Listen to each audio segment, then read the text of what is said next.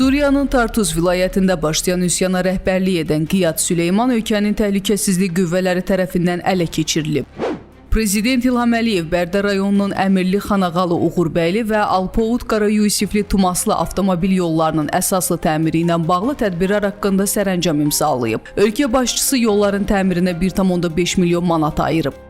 ABŞ prezidenti Donald Trump'ın administrasiyası bir sıra ölkə vətəndaşlarının Amerikaya girişini qadağan etməyi planlaşdırır. Siyahıda İran, Yəmən, Şimali Koreya, Kuba, Liviya, Suriya, Somali və Sudan kimi ölkələrinə yanaşı, Əfqanistanın və Pakistanın da bu siyahıya əlavə olunma ehtimalı var. Həmas qruplaşması Amerika prezidenti Donald Trump'ın azadlığa çıxmış İsrail əsirlərlə görüşünün ardınca onu Fələstinli məhbuslarla da görüşməyə çağırıb. Rusiya və İran arasında nüvə danışıqları aparılıb. Rusiyanın Xarici İşlər Nazirinin müavini Sergey Ryabkov İranın bu ölkədəki səfiri Kazım Calali ilə görüşüb.